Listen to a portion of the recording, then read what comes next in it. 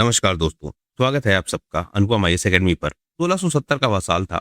मुगल सल्तनत अपने चरम पर था। औरंगजेब उस समय राजा था। औरंगजेब वही क्रूर राजा जिसके सामने बहुत बड़े बड़े राजाओं ने घुटने टेक दिए थे। दिल्ली का तख्त बहुत मजबूत स्थिति में था।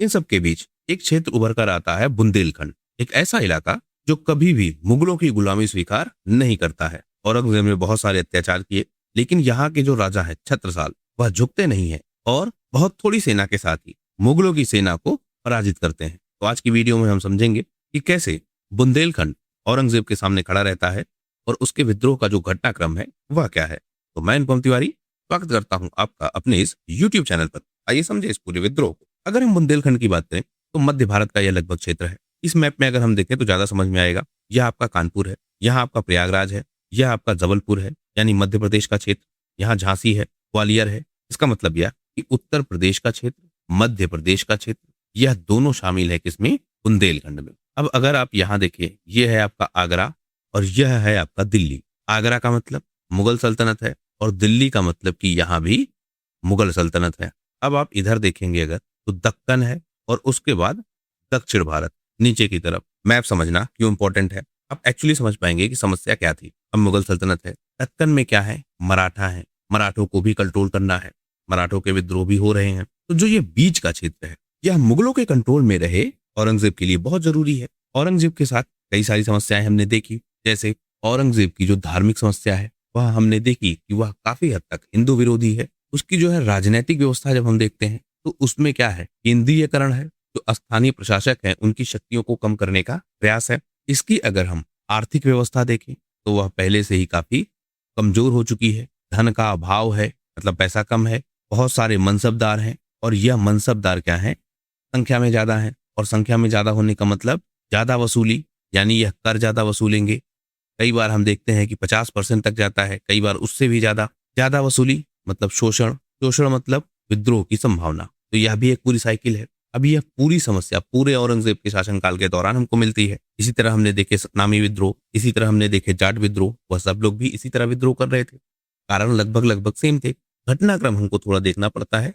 जो बेसिक रीजंस है वह यहाँ भी हमको सेम ही मिलते हैं। घटनाक्रम हम देख लेते हैं। अब जो बुंदेलखंड का क्षेत्र है इसमें कई सारे क्या आएंगे? फेज आएंगे। फेज का मतलब कुछ समय के लिए, जैसे हम बात करें शाहजहां की तो यह साथ देंगे किसका? मुगलों का। जब हम बात करेंगे औरंगजेब की तो जो शुरुआती चरण होगा उसमें यह औरंगजेब के साथ होंगे।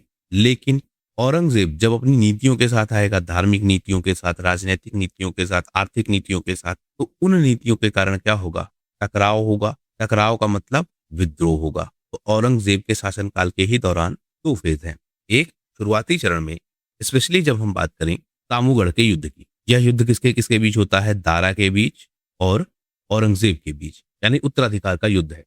उसमें जो आपका बुंदेलखंड है वह औरंगजेब के साथ है। लेकिन जब औरंगजेब अपनी नीतियां जबरदस्ती लागू करना चाहता है तो बुंदेलखंड इनके अगेंस्ट हो जाता है। अब थोड़ा हम तथ्यों को देखते हैं। मध्य भारत का क्षेत्र है, औरंगजेब की नीतियां सबसे बड़ा कारण है। जिन नीतियों के कारण जो बुंदेलखंड के स्थानीय मंदिर हैं उनको नष्ट किया जाता है। एक ओरछा के राजा हैं राजा चंपत राय, और ओरछा के ही एक दूसरे राजा हैं छत्रसाल। छत्रसाल ज्यादा फेमस है। छत्रसाल के पिताजी हैं चंपत राय। चंपत राय के समय हम देखते हैं कि जब उत्तराधिकार का युद्ध शुरू हुआ और उस सामूगढ़ के युद्ध में जो 1658 में लड़ा गया, औरंगजेब की बहुत मदद की थी किसने? चंपत राय ने।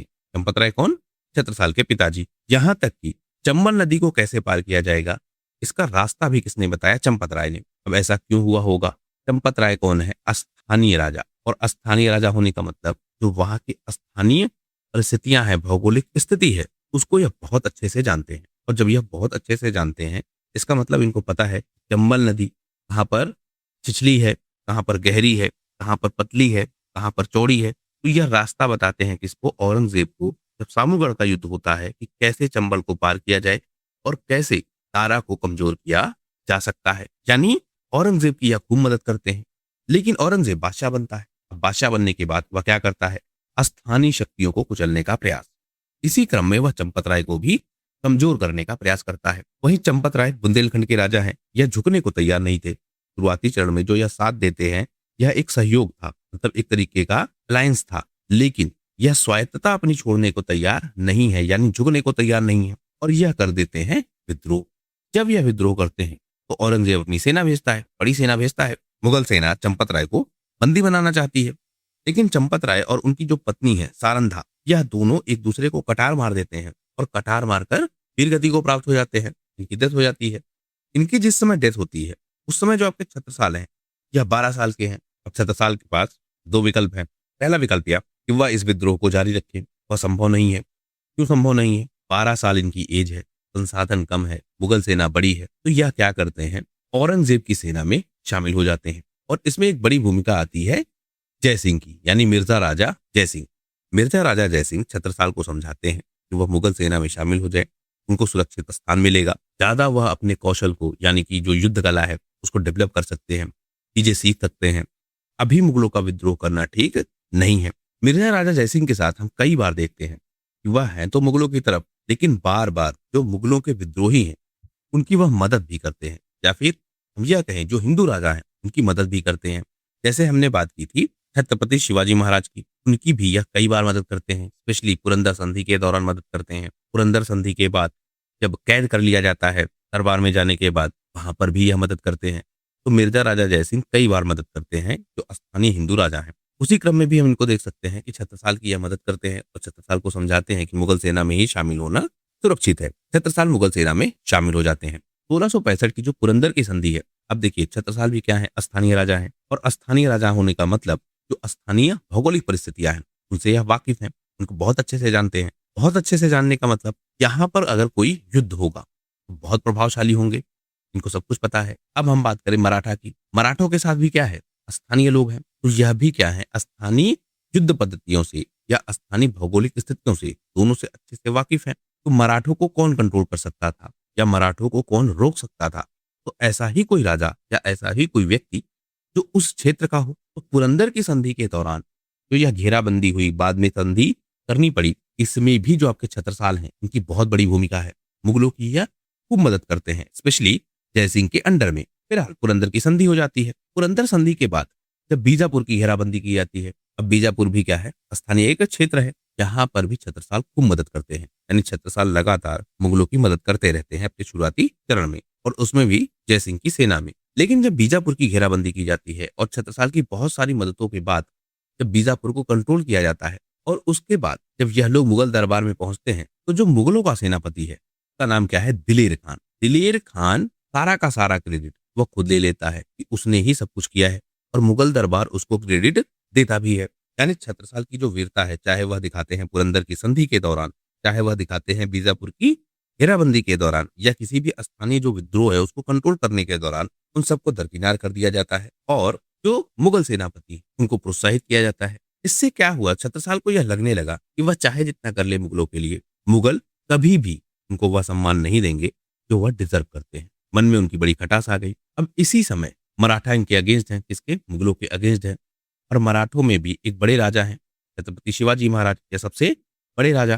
छत्रसाल जाते हैं शिवाजी से मिलने और कहते हैं कि वह उनकी सेना में शामिल हो जाएंगे। शामिल होने के बाद वह मुगलों से लड़ेंगे, और क्योंकि वह स्थानीय परिस्थितियों से काफी ज्यादा वाकिफ हैं, उनको अच्छा खासा एक्सपीरियंस है, मुगल सेना में लड़ने का भी अच्छा खासा एक्सपीरियंस है, तो वह शिवाजी की काफी मदद कर सकते हैं। लेकिन शिवाजी ने यह बात समझी कि जो मुगल साम्राज्य है, अगर एक तरफ से केवल लड़ा जाएगा तो मुगलों के लिए काफी आसान होगा कि वह उस विद्रोह को या वह उस शक्ति को दबा ले जाएं। मुगलों के लिए ज्यादा समस्या क्या होगी कि अलग अलग क्षेत्रों से उन पर आक्रमण हो। तो वह छत्रसाल को समझाते हैं, अपने स्वदेश लौटे यानी बुंदेलखंड लौटे, और वहां पर अपने जो सेना के लोग हैं, अपने जो सहयोगी हैं, उन सबको इकट्ठा करें, और इकट्ठा करने के बाद मुगलों के खिलाफ विद्रोह करें स्थानीय रूप। युद्ध की पद्धति कौन सी अपनाएं, गुरिल्ला युद्ध पद्धति। क्यों? क्योंकि मुगल सेना संख्या में ज्यादा है। छत्रसाल लौट आते हैं कहाँ, बुंदेलखंड, और कहते यह है कि लगभग 30 लोग, केवल 30 सैनिकों के साथ बुंदेलखंड में विद्रोह शुरू हो जाता है।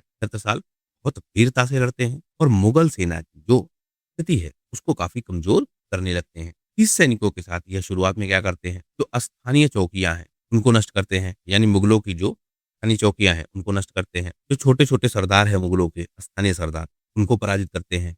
अब जब यह सब कुछ होता है तो जो स्थानीय लोग हैं वह जुड़ते हैं किससे, छत्रसाल से। यानी छत्रसाल की सेना लगातार मजबूत होती जाती है और जो मुगलों की पकड़ है वह लगातार कमजोर होती जाती है। दूसरी तरफ जो शिवाजी ने बात करी थी कि अलग अलग क्षेत्र से विद्रोह होगा, तो मराठे भी शक्तिशाली हैं, मराठे भी विद्रोह कर रहे हैं और जो आपका औरंगज़ेब है, वह व्यक्तिगत रूप से इन्हीं मराठों को कंट्रोल करने की कोशिश करता है। यानी औरंगज़ेब अपनी पूरी शक्ति लगा देता है कि वह मराठों को कंट्रोल करे।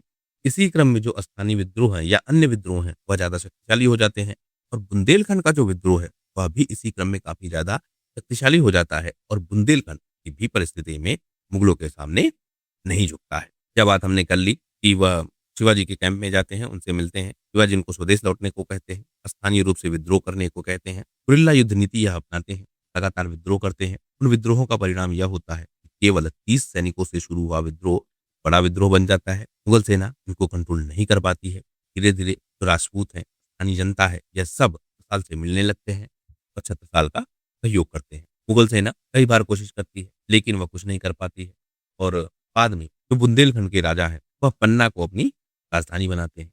कहा यह जाता है कि एक संत हैं, संत प्राणनाथ, वह सजेशन देते हैं कि देखिए यहाँ पर हीरे की खदान है, तो आपके जो आर्थिक संसाधन हैं, उनको यह बहुत मजबूत कर सकता है, आर्थिक रूप से आपको बहुत मदद करेगा, तो आप यह करिए, यहाँ पर अपनी राजधानी बनाइए। तो संत प्राणनाथ के आशीर्वाद से या उनकी प्रेरणा से छत्रसाल पन्ना को अपनी राजधानी बनाते हैं और पन्ना की आर्थिक स्थिति जो है, वह काफ़ी मजबूत हो जाती है। औरंगज़ेब की सेना मराठों में उलझ जाती है और बुंदेलखंड पर अपना ध्यान नहीं दे पाती है। या बुंदेलखंड के लिए उनके पास इतना अवसर नहीं था, तो उसको कंट्रोल करने की कोशिश भी की। धीरे-धीरे छत्रसाल और उनकी सेना मुगलों के सारे थाने छीन लेती है, जो स्थानीय थाने हैं, जो उनके स्थानीय किले हैं, उनको छीन लेती है और अपनी एक बड़ी तंत्र शासन व्यवस्था स्थापित करती है। 1707 में औरंगज़ेब की डेथ हो जाती है।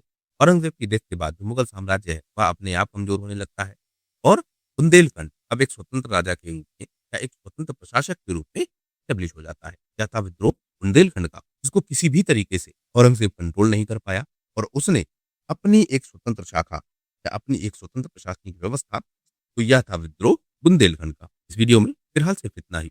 आशा करता हूँ यह वीडियो आपकी परीक्षा के लिए उपयोगी होगा। वीडियो यदि पसंद आया हो तो प्लीज़ शेयर कीजिए अपने दोस्तों के साथ और सब्सक्राइब कीजिए इस चैनल को। जुड़ने के लिए बहुत-बहुत धन्यवाद। दिन शुभ हो।